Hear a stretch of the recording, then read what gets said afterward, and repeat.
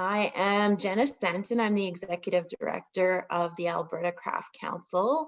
And tonight for our Monday meetup, we have three special guests. But before we get into their biographies and hearing from them, I'm just going to do land acknowledgement for us tonight.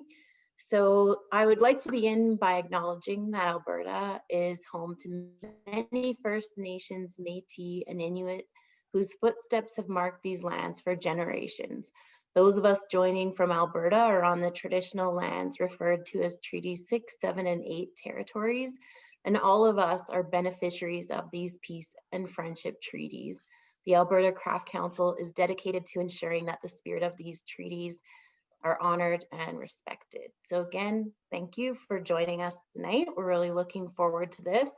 I have to say tonight's presenters are three of my favorite people to chat with and nerd out about craft, and having them condensed down to 15 minutes each is going to be a challenge just because they are such wealths of knowledge. They're all truly curious and interested people, and we're really happy to have had them as our jurors for our 40th anniversary Craft Excellence exhibition.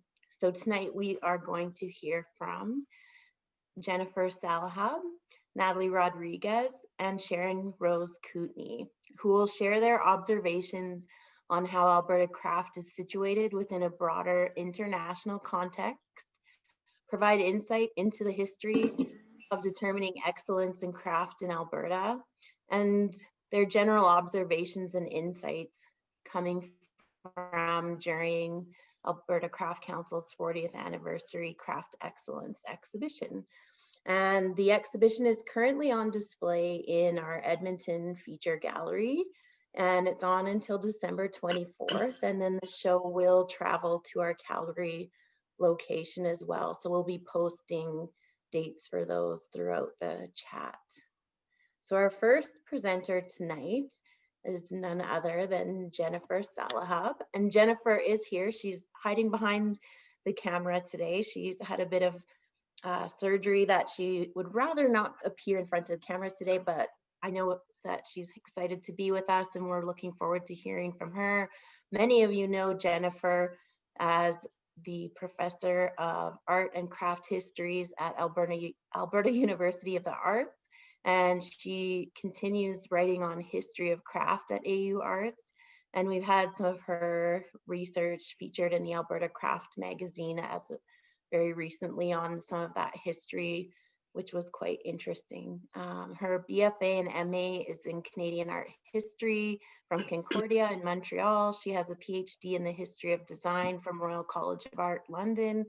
And she is active in a number of professional societies, lectures, publishes internationally, is a font of craft knowledge and enthusiasm for the history of our craft in Alberta.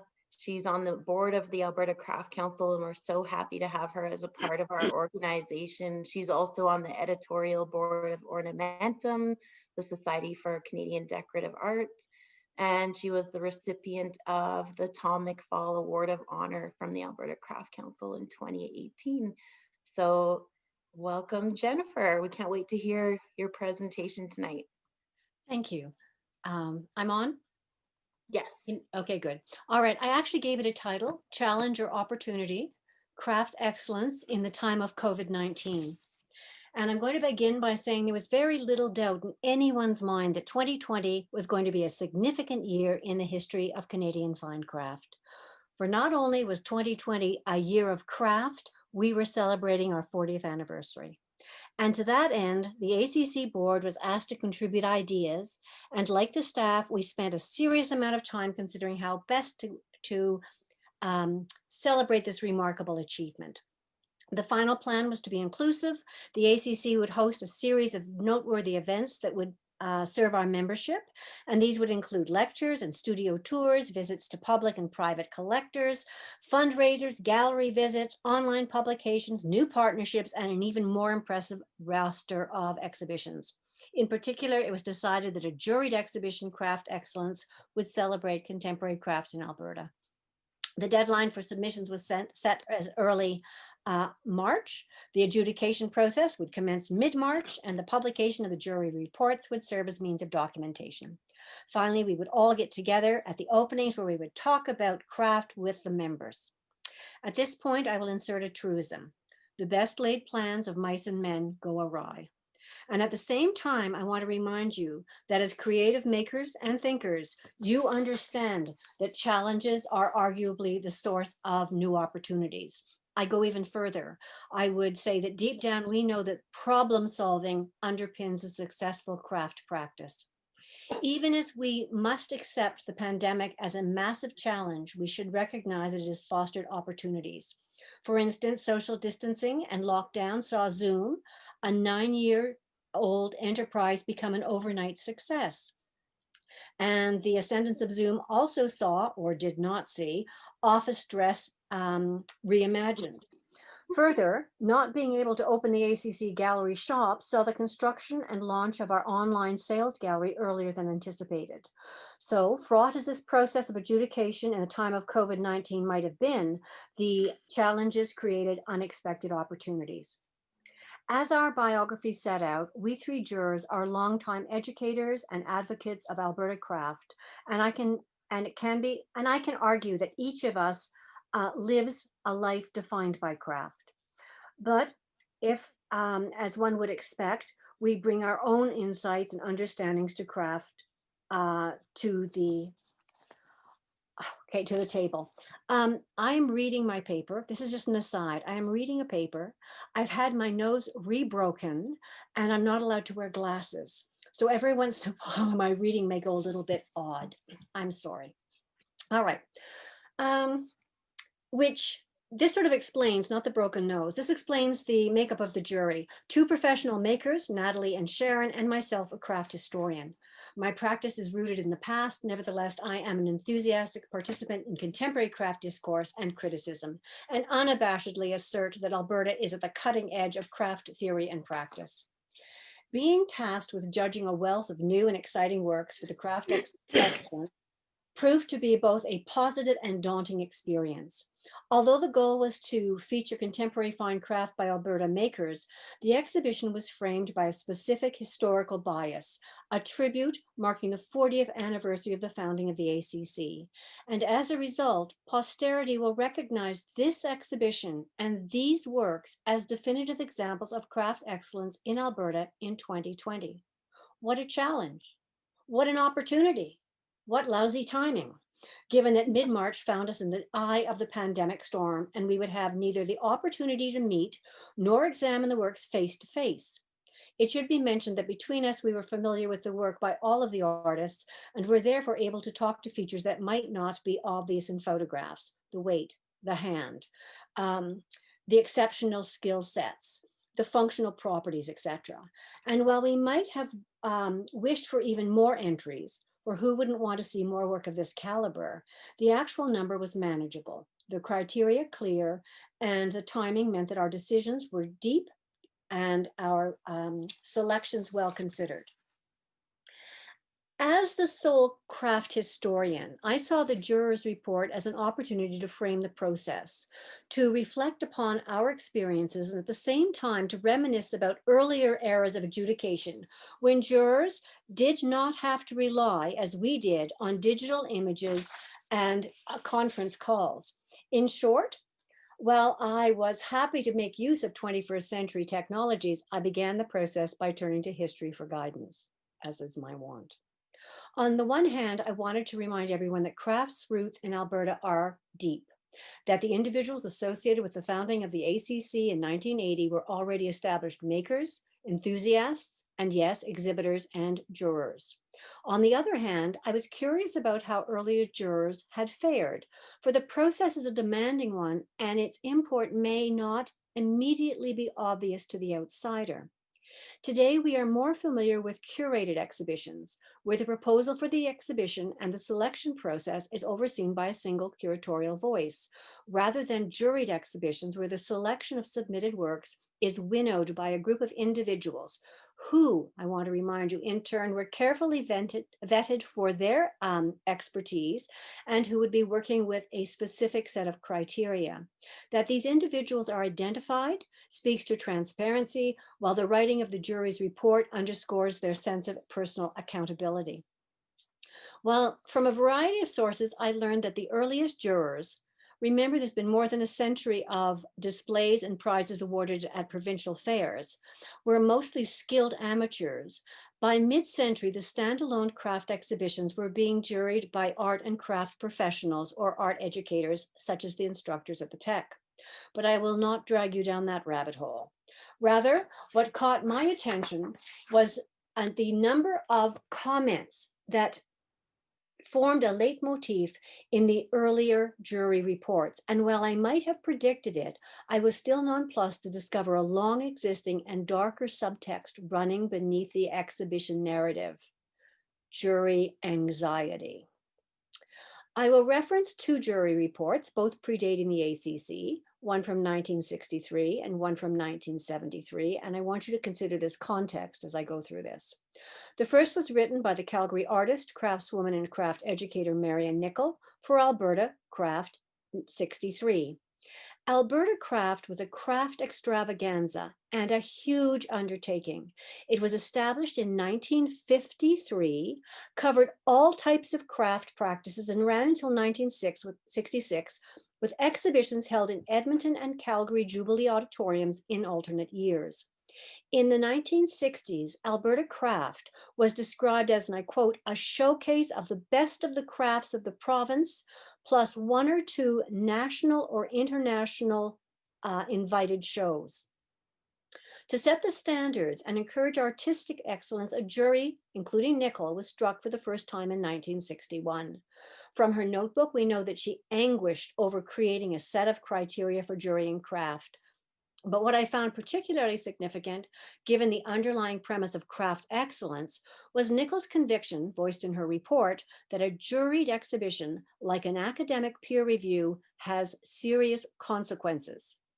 The reviewer or the juror must be held accountable. For as she explained, and I quote, the works of these people naturally become the references and comparative focal points for other individuals, end of quote. Nicol's experiences resonated with us. And consider her report of 63, where she writes, the first impact of the sight of this mountain of entries is enough to daunt the toughest judge.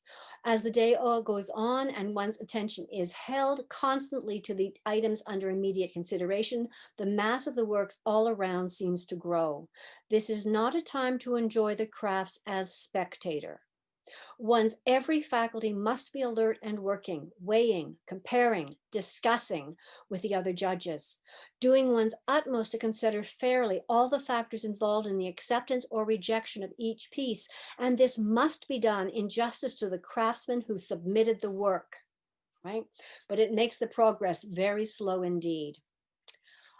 End of quote. Hopefully, Nicol took some comfort in the fact that craft was considered an essential part of the Alberta community. This is the 60s, supported by the Arts and Crafts Division of the provincial government's Recreational and Cultural Activities branch. For as an advertisement in the Herald stated, craft represented opportunity. It is hoped that the exhibition will succeed in its aim of emphasizing the need for recognition of the artist craftsman as an integral part of the business community, and at the same time demonstrate the importance of a creative environment, end of quote. Certainly, it was just such support that allowed the late Les Manning, one of the strongest proponents of craft in Alberta and a founder of the A.C.E, to bring an international exhibition of craft, Ceramic Art of the World, 1973, to Calgary. Manning was chairman of the Potters Association of Alberta, which oversaw the organization and mounting of the exhibition in the new gallery of what was then the Alberta College of Arts, now the Illingworth Kerr Gallery of AU Arts. Not only was this the first exhibition to be held in the Art College, it was the first time the International Academy of Ceramics, affiliated with UNESCO, held its juried exhibition outside of Europe. As one of Alberta's journalists gleefully remarked, Alberta edged out Paris. Like craft excellence, the call was for exemplary contemporary works, but given that this was the 1970s, the exhibition was, in Manning's word, based on the individual, organized with the thought of giving everyone equal opportunity to enter without restrictions politically, socially, or personal artistic statement.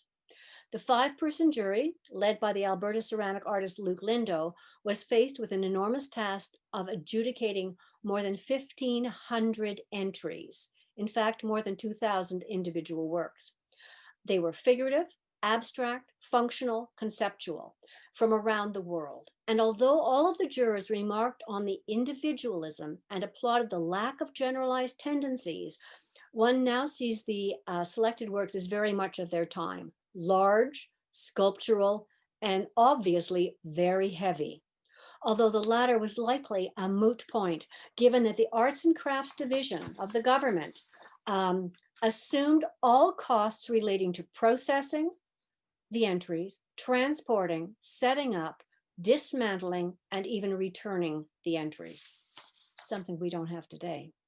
Thankfully, craft excellence numbers were smaller. Nonetheless, our concerns and conclusions mirrored those of the earlier adjudicators. From their reports, we know that they too were somewhat discomforted by their part in setting the canon. Like Lindo, it was, quote, not what was accepted that worried us, but rather that which was rejected. And I found a very telling comment when he wrote in 73, quote, but what about the 1,200 entries that are being returned rejected? Among them, we could probably find a show as good as the one we're offering. Will those artists who felt that they were presenting something genuinely good feel that they were somehow wrong? I hope not, end of quote. The works that make up craft excellence are indeed noteworthy in and of themselves: craftsmanship, creativity, and aesthetics. But to my mind, the works are also to be celebrated as indicators of the breadth and depth of commitment to fine craft that exists in Alberta today. This was confirmed by the supporting documentation, which we were privileged to study: the artists' insights, their histories, the scope of their training, from workshops and classes to residencies at local, national, and international levels. The challenges of adjudicating during a pandemic brought with it unexpected opportunities, allowing, for instance, me to slow down and consider this moment in history, to recognize that as cogs in the global economy, we have been taught to move quickly, to look to the future, to privilege innovation, and as a result, to undervalue, even dismiss history. Yet, as any successful craftsperson knows, having only a general knowledge of a medium's history is insufficient. Understanding the history of one's discipline is key to creating multi-layered and significant art. If we are to develop a profound critical language and understanding of craft, then makers and historians alike must work together, crafting poetics from the prosaic. In other words, we must all continue to work towards crafting excellence. And as for our own anxieties and experiences as jurors, I will conclude by quoting Nickel, and I quote, "It is rewarding, though, to see these works on public display and to find one's judgment to be as right as they could be." Thank you.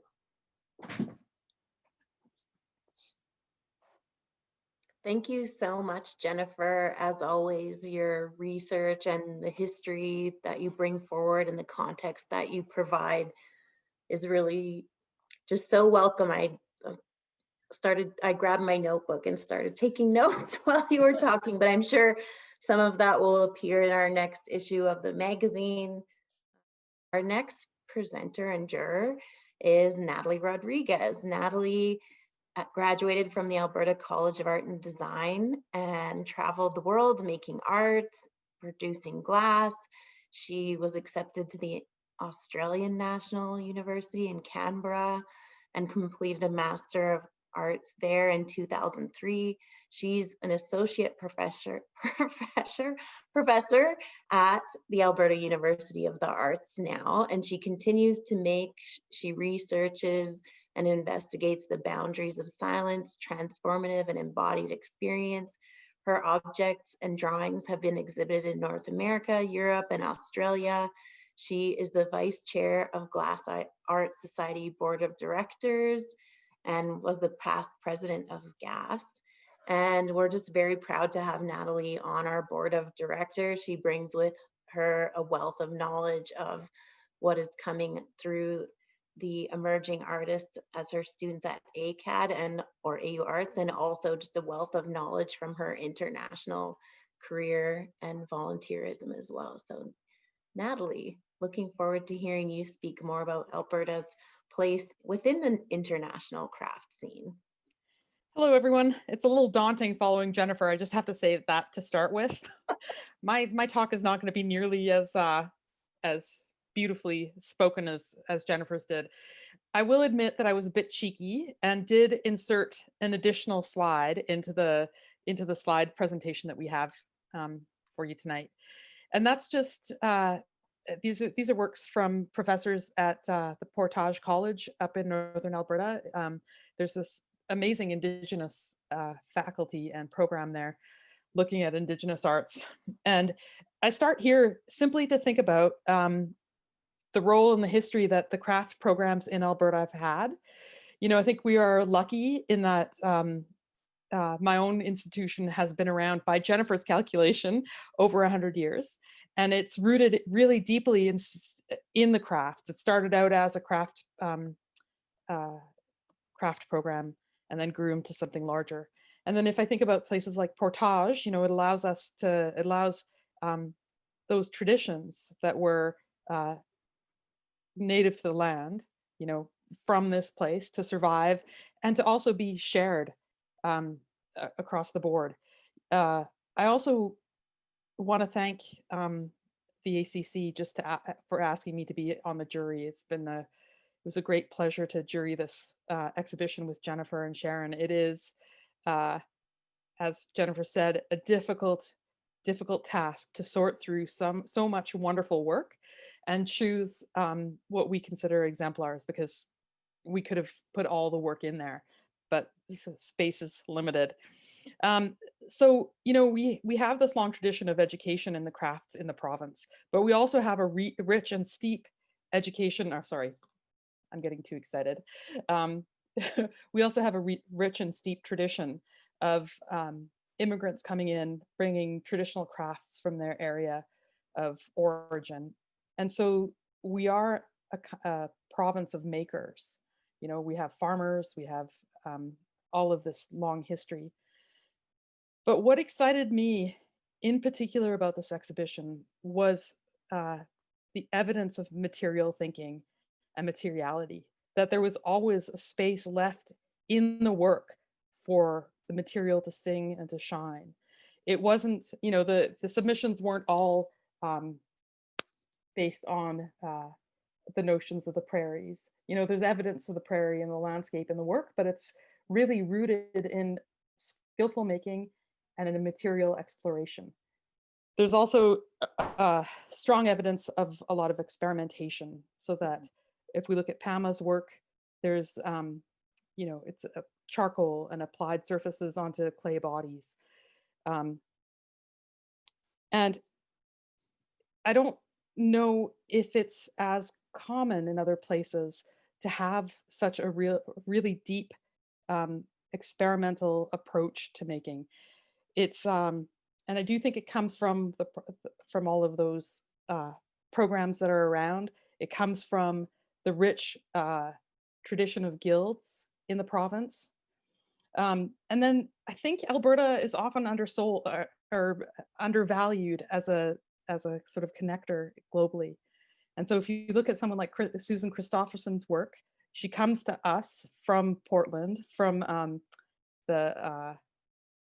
now I'm going to get the school wrong. I think she was a professor at the Oregon College of Craft, but again, don't quote me on that. And so we have someone here who has shown internationally, who's worked internationally, who's come to the province to sort of live a life on the land and to build a work. And that intersection between a sort of really localized practice with a really globalized one is one that enriches, I think, not only my practice, but the practice that we see in the exhibition. And, you know, Live. and then, oh, sorry, did someone say something? Live. Oh, Liv, yes. I was just going to say, you know, and then we look at people like Liv, who's using some very traditional methods to make tapestries that are full of character and full of character and full of a sense of identity. And so, yeah. Anyhow, it is, sorry, my cat is like pawing at my door and it's difficult for me to focus. Anyway, so when we're looking at the breadth of work, we have someone like Liv Pedersen and Bonita Datta, whose work, Bonita's work is based on mathematics. It is a generative process where she has set some parameters, and the work comes out as this glorious weaving that is encoded with information. And if we look at the other weaving that is hanging in the exhibition, Mackenzie Kelly-Frère's work, you have work that is looking at a way of breaking down that patternation or breaking down those choices that end up in the weaving. And you can go on to the next one. And then when we look at Bonny Houston, you know, when we look at these objects that sit as a marker of time and a marker of skill, you know, there's this, and I don't know if this is what Bonny was thinking when she made this work, but there's this sense of the body that I was surprised to see, because her work, her other work, is much more joyful and colorful and almost, you know, has a touch of the Memphis in it. And when we look at this work, it is so visceral and so, well, it does, for me, it does talk about the sense of the body. And you can go to the next slide. And then, you know, when we look at Marty's work, there's this, I don't know if he would describe it this way, but a taste of the land and a taste of the landscape, that it is a fragment of an experience of place. And so, you know, we don't have makers here who are only looking at the tradition. We don't have makers here who are only looking at narrative, but we have a group of makers across the province, from the north to the south, that are really approaching making in a way that is about individual voice and about material, and interrogating material in a way that I find glorious. You can go to the next slide.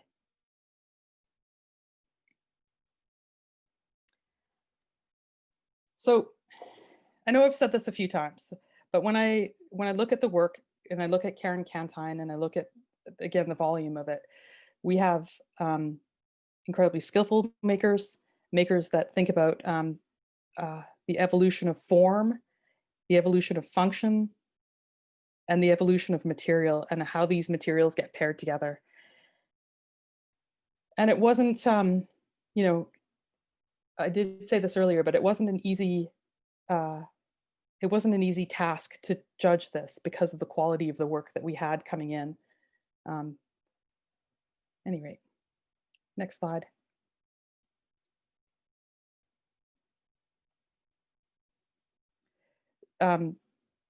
So this piece for me is really about a richness of history and place, and again, a sense of narrative.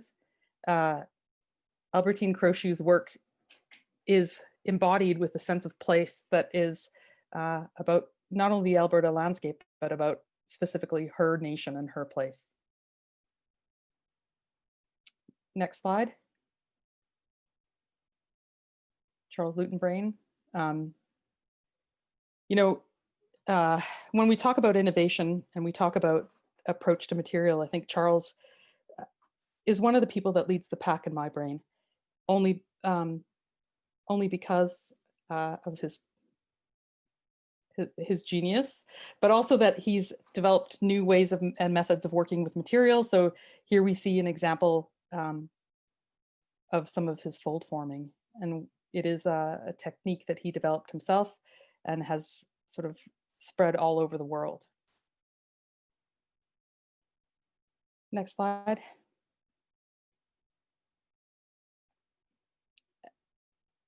This is Shona Ray.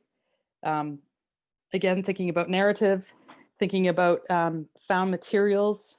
Her work is often assembled out of bone and other objects that she finds in the landscape that are then carved and colored and shaped into these totemic and somewhat ritual objects, exemplifying the hand and a sense of both whimsy and, I don't know, again, these objects for me are rooted in a kind of exploration, I don't want to say of the morbid, but of and this comes expressly from my own personal practice, but the liminal space between life and death. You know, these objects often carry symbols like skulls and bones, but they transmit a passage or ritual that I think is profoundly individual to her. Next slide.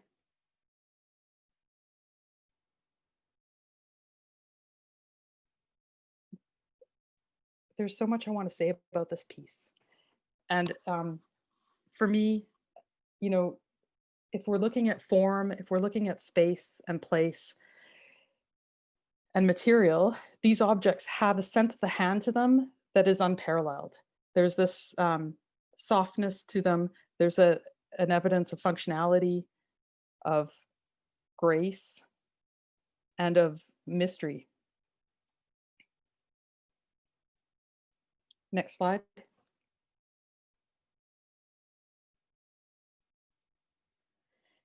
And I'm just going to end by saying,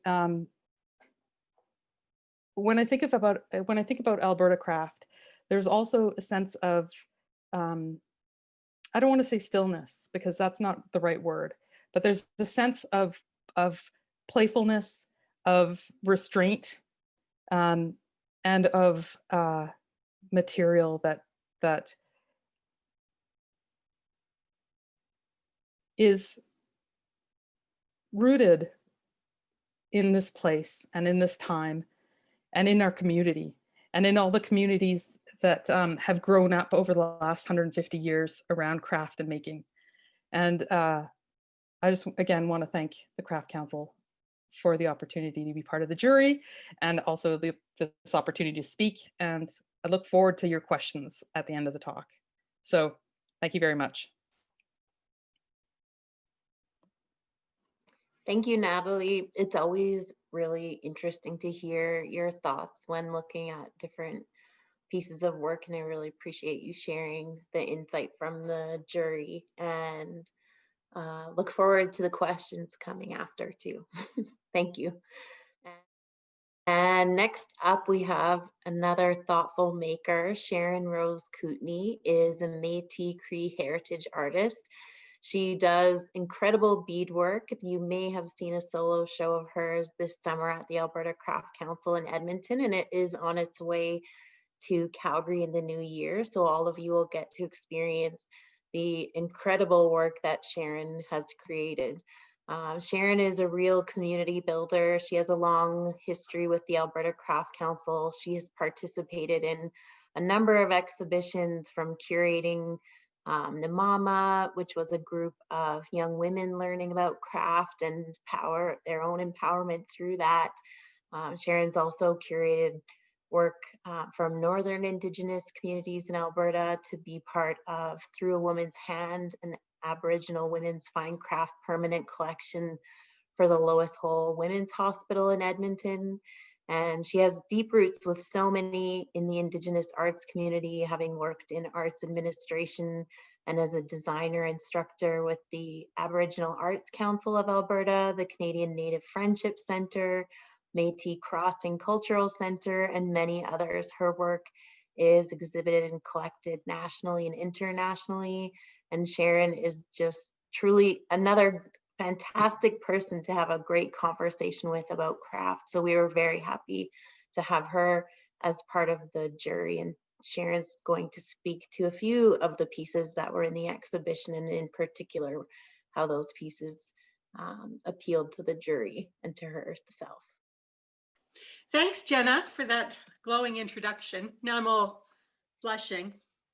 Hello and welcome to Selection of Works, which is my section of the jury's presentation on Alberta Craft Excellence. As Jenna introduced me, my name is Sharon Rose Kootenay, and I'm a long-standing professional member of the Alberta Craft Council and a recent member of the Board of Directors, along with Jennifer and Natali. My membership history with the Alberta Craft Council officially began in 2007 when I worked with Tom McFall and Jenna to coordinate Nimama, which was the Indigenous Women's Traditional and Contemporary Craft Exhibition. And as an arts administrator and a novice craft maker at that time, I had an interest in so many forms and mediums of craft. So just being around objects made by hand, it was another world open to me, and it really enriched my world to be part of the Craft Council. I became a frequent visitor there, and I was very happy to meet Tom McFall on that professional level. And over the years, he became a really good friend and a mentor to me. And he encouraged me to join the A.C.E community and to pursue my own artistic practices. So currently I am employed full-time as a studio-based artist working in Indigenous craft. And through Jenna and the Alberta Craft Council, I found a supportive community of artists and fine craft aficionados. And I really encourage everybody to join in. It's a lot of fun, and it's very, especially if you have to stay at home, you can really find something meaningful to do with your time. Even if you don't have to stay at home, I choose to stay at home all the time. So craft is a really special means of expression. It incorporates all aspects of our being. And if you haven't made it down to the Alberta Feature Gallery to take in Alberta Craft Excellence, please do so. It's really one of the best shows of 2020. And of course, you will have that other opportunity to visit it at the Calgary location, which is certain to be the best show of 2021. So totally come and see it.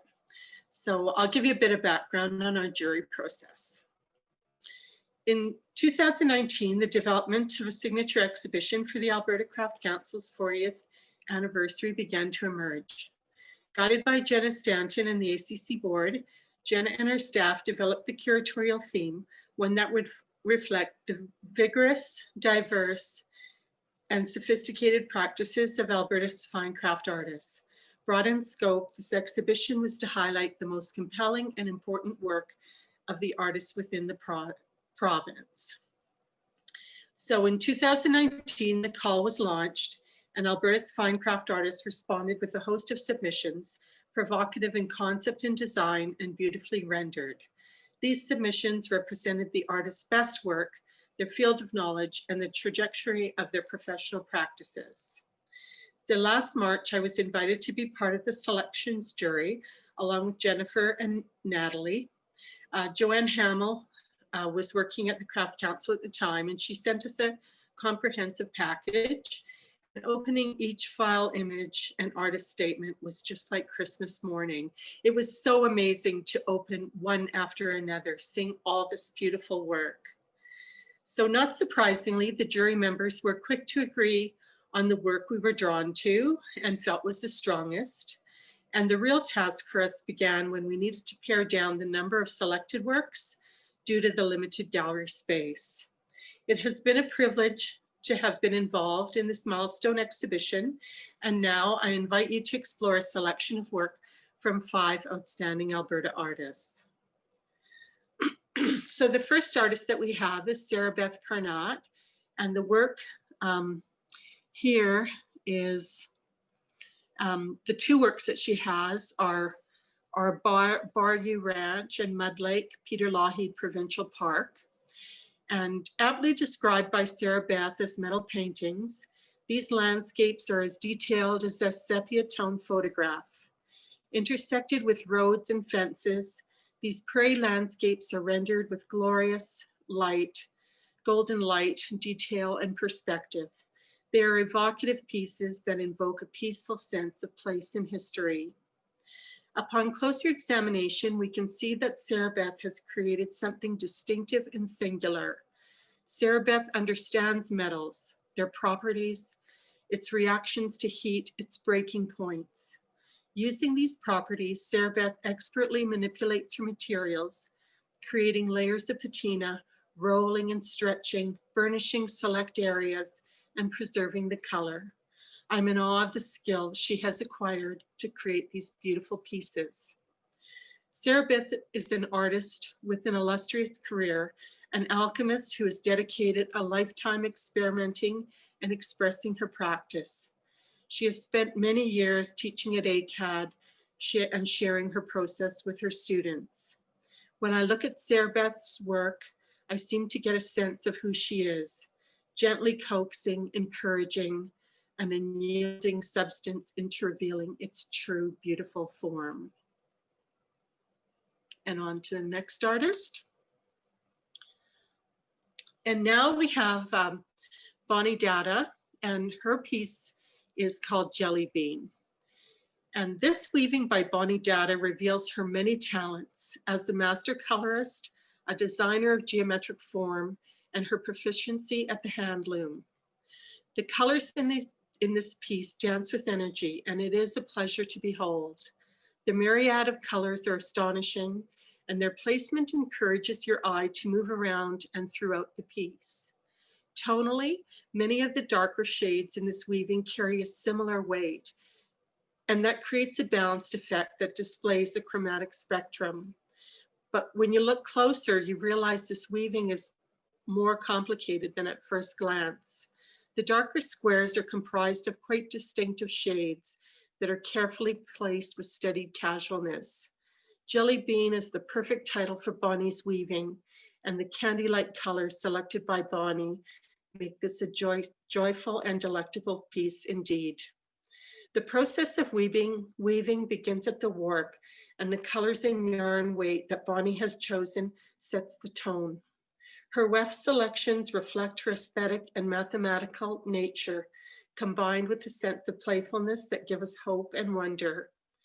Through this beautiful weaving, we see the processes of the fine art of craft brought to being through the minds and hands of a master practitioner. And now, this piece is by Albertine Crochue, and it's called A.C.E. Albertine Crochue is a Blackfoot artist, and her beautiful work reflects her contemporary world and traditional practices. A prominent metal jewelry artist, Albertine draws upon her Piikani cultural teachings to inform her work, utilizing representational Blackfoot design and motif. In her artist statement, Albertine tells us that her designs flow from images that are symbolic in Blackfoot culture that invoke memory, history, and spiritual power. Created in silver, Albertine's designs are based on traditional objects, which were originally made from the natural materials found within her home territory. Through incorporating the forms of these cultural objects and materials, Albertine lets us know that she is of the Piikani Nation, a woman who walks the ancient road in the footsteps of her ancestors, approaching her artistic practice with ceremony and dedication. A.C.E. is the Piikani word for parfleche, which is a scraped rawhide that retains its rigid form when dry. According to Albertine, the parfleche is an art form that represents the strength of the Piikani ways of knowing. As a container, it protects those ways of knowing, keeping them safe for generations to come. As a bonnet case, the cylinder parfleche also holds a chief's headdress, and Albertine's piece speaks to me of leadership, the sovereignty of First Nations peoples, and the shared responsibilities of the Treaty 7 agreements. Albertine's delicate work calls out to me, and I am honored to listen. The talismanic nature of her silver work transports us to another place in time, and her exquisite art forms reveal the past, present, and future.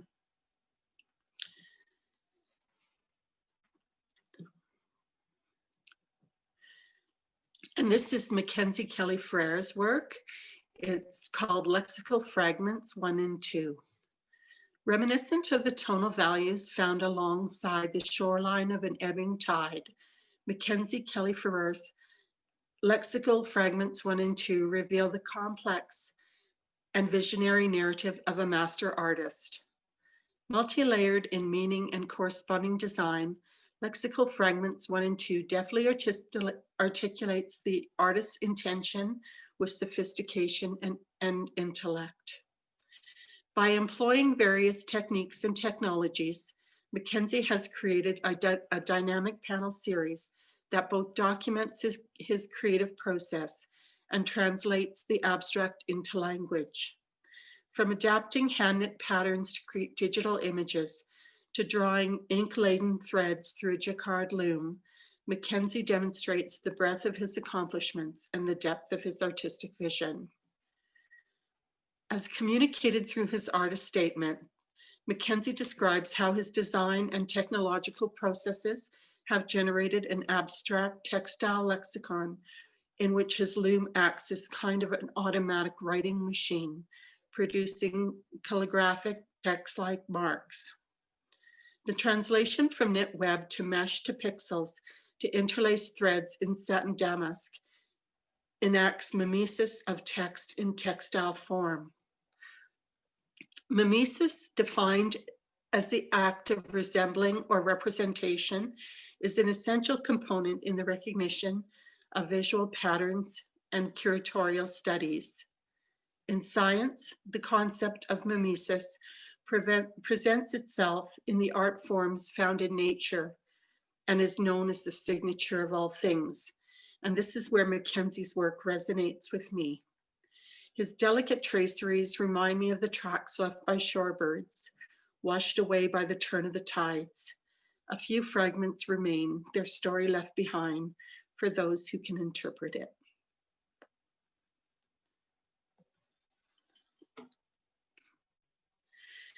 And the last one I have is by Bonny Houston, and it's called Reflection. Like ruby gemstones infused with the spirit of wind and water, Bonny Houston's intentions are affirmed and held within a transparent glass bowl. Created through formed and slumped glass, Reflection is a significant object of both purpose and prayer. Comprised of jewel tone forms, this ensemble piece invites us to pick up a shape, and in doing so, we find it fits perfectly in the palm of our hands. The smooth surface of the glass compels us to hold the shape, and we turn it over and over, almost like we are washing our hands. When we look through our hands, through the swirls and ripples of the glass, a subtle message from Bonny emerges. One shape spells truth, another tenderness, freedom, gratitude. We need only to hold out our hands to receive it. Simply offered, this unexpected blessing reflects the calm beauty that is inherent in Bonny's spiritual and artistic practice. As she tells us, her work is an interactive exploration of reflections inspired by yoga and mindfulness. Color, form, and touch express the feelings of the heart. Comforting and healing, Bonny's work stays with me. And now, with respect to the time, my presentation has come to a close. I would like to thank all of you for joining me in celebrating the work of these amazing 5 artists. And please keep in mind that there are still so many artists and artworks to explore at the gallery.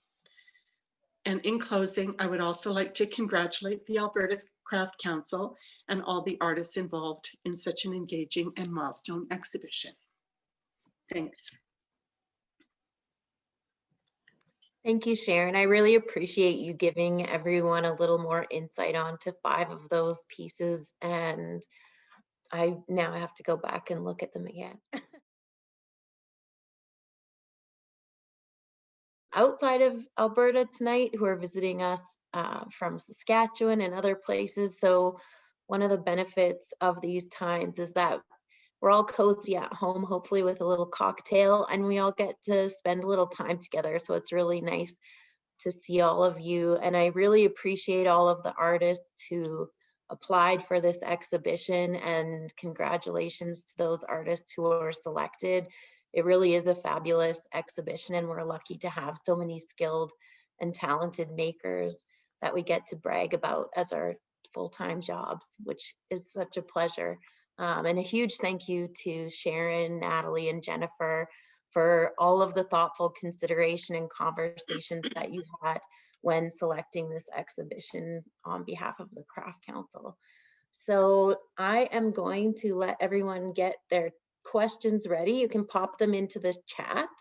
And I have a quick comment from Mackenzie Kelly-Frère. He just says, thank you, Sharon, Natali, and Jennifer. We are lucky to have such generous attention paid to our work. I am humbled and touched. Thank you so much, Mackenzie. You have such a fantastic piece in the show. And yes, we definitely agree. We couldn't have come up with 3 more thoughtful, intelligent people to jury this exhibition. So thank you for your talks tonight. And hopefully we can continue with some questions from our audience if you want to pop anything into the chat. But I guess I can start things off by asking the 3 of you if any of you want to jump into this. Aside from what you've already commented on, were there particular themes that stood out to you as you looked at this collection of work from Alberta artists or approaches? I might just jump in. I do think that if that experimentation, like the level of playfulness, was a surprise.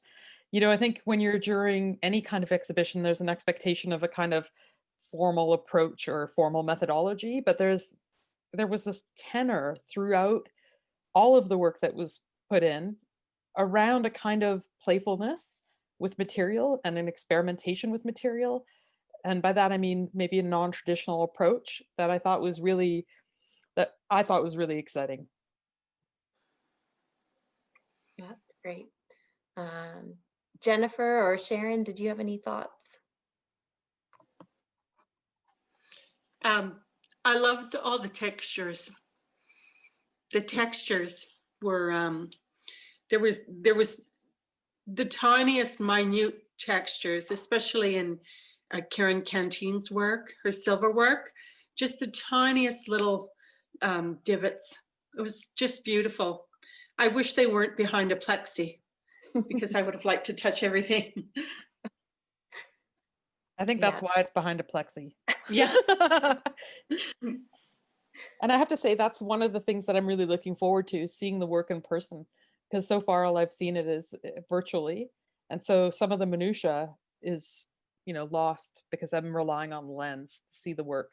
Well, and that was going to be one of my follow-up questions is, Sharon, you've been able to see the show in person now and spent time with the work, but what are some of the challenges when you're faced with during an exhibition digitally, online, meeting through Zoom? How did you navigate some of that? I spent 2 hours at the actual exhibition. We just kept looking and looking and looking, just went around and around. It was just so amazing to see everything personally. But the challenge really was not being able to compare works to each other. So scale, for example, was a big challenge for sure. And I would say, because I like to touch everything, I couldn't touch everything. So that for sure. Yeah. And I have to echo what Sharon has said. You know, I think the hand is how we make things, and it's also how we understand the world. And so to be able to touch something and that's one of the privileges of the jury, carefully. Yeah. White gloves. White gloves, and with all the tender love that one can bring to work.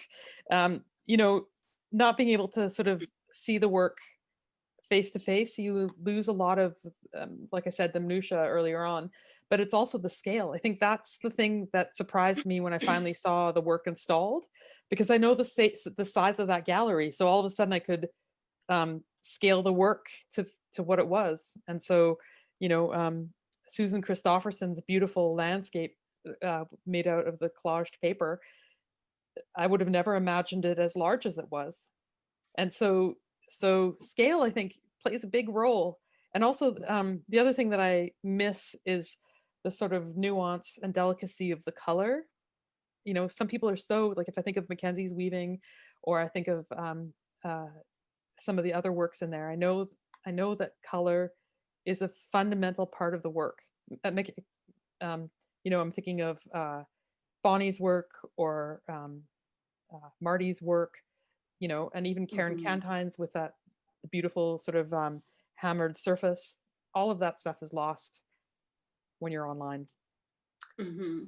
So as the historian's voice coming in, this is why we have to have the documentation, and you want really good photographs when you're doing your work, and you want, you know, the scale, you want something in there so that the jury can see it, because I think it's going to be a lot more online jurying.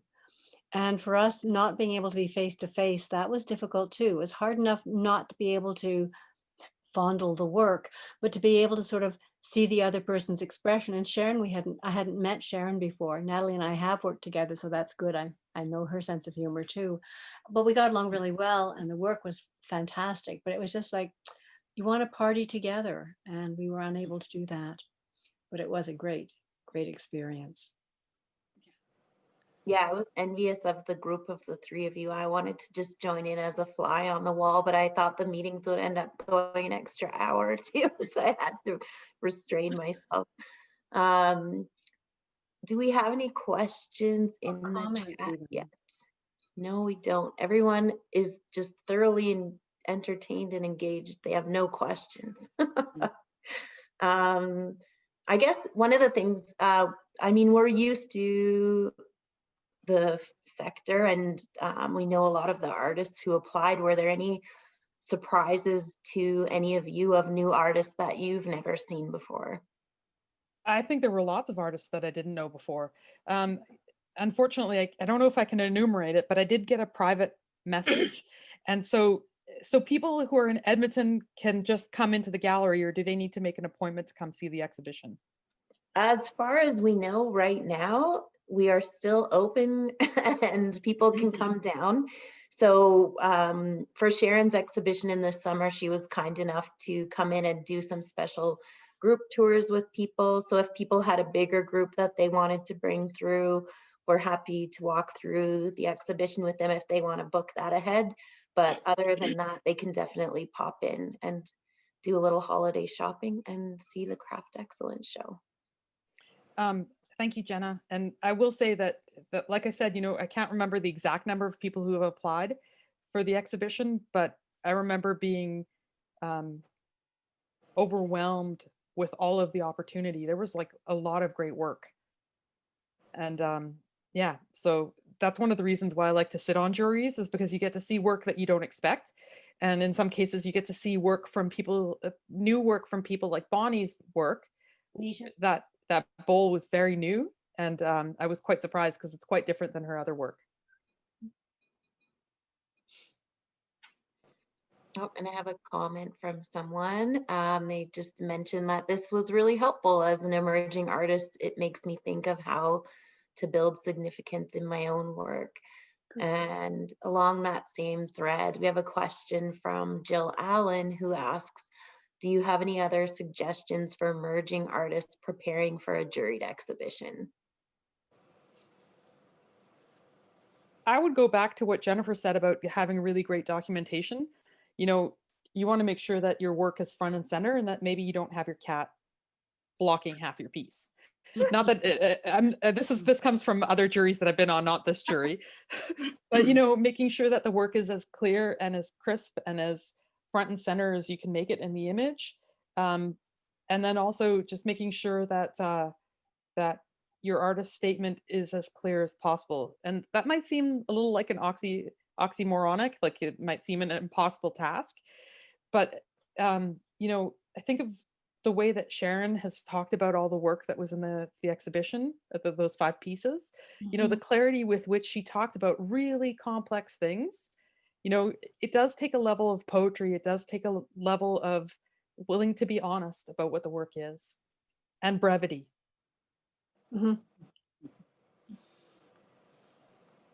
I think also detail shots with Mackenzie's work. That was when I first saw the tracks of the weavings, and I don't know if I would have noticed them, but with the detail shot, they really stood out, and it made me curious to look a little bit deeper into it. Jennifer, did you have any thoughts? I think the only thing I would say is every juror is coming in with a different perspective. And as an emerging artist, you don't know who the jurors are. Sometimes you do, but most of the times you don't. And you've got to assume that they may not have a knowledge of your medium or what you're doing, your conceptual ideas. And that's where you need the clarity. So you may be addressing people that if you're a textile artist, that they are textile people, they will understand the hand, they will understand the materials, but you've got to assume that they may not. And you want to be really clear on that. And ask someone for help. Your former teachers are there. I'm there. The Craft Council is there. I mean, not necessarily the same day that you're applying, but you can certainly ask us for help in writing or seeing things in a new way.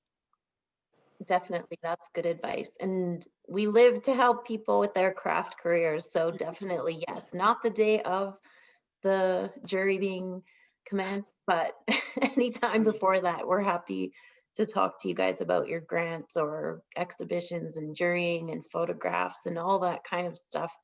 If there's any ideas that you guys have for professional development seminars or webinars or workshops, definitely get in touch with us and let us know. The more of you who give us feedback, the better we can tailor those kinds of things to help support you. And I just have one more quick thing to say. And, you know, to quote Jill Allen, who's on this call, the best thing you can do is get your work in front of jurors. So the more jurors you get your work in front of, the better you get at applying for the things. But also the more people who get to see your work, and the more times you do that, the more chances you make for yourself for someone to say yes. So if you're starting out, just apply for everything. And if you don't get in, you can always ask why your work wasn't chosen. You know, sometimes you'll get an answer, sometimes you won't, but it's a good way to see where you can improve on your application. Well, and I think just getting your work in front of the eyes of, in this case, 3 professionals who love craft and the artists who are making the work, and to have them aware of your work and maybe the trajectory of your work over a few years or submissions, there's only good things can come from that.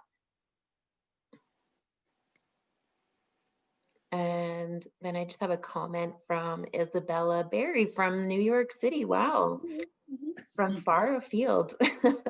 Isabella just writes that she thinks, thanks to the pandemic, quarantine, and Zoom, we are witnessing the birth of a new kind of perception of art in which we experience opposite feelings, distance at the same time, zooming in through the gaze of others. Thanks, Isabella, for joining us today. That's great.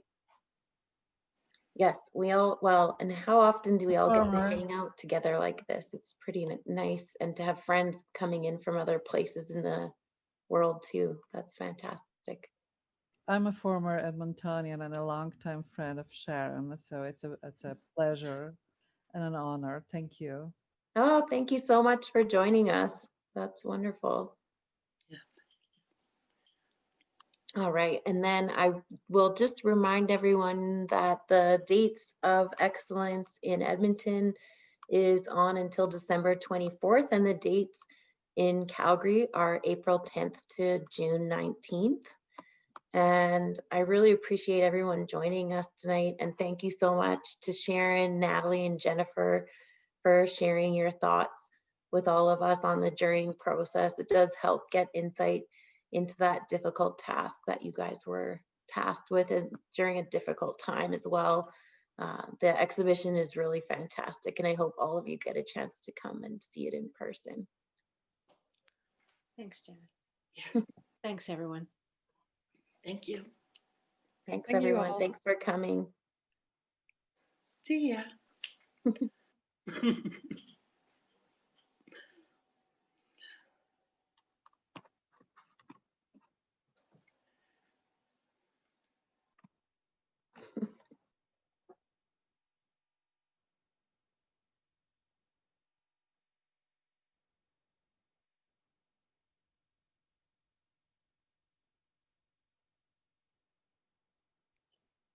Sharon, you're on mute. We're all on mute. Okay.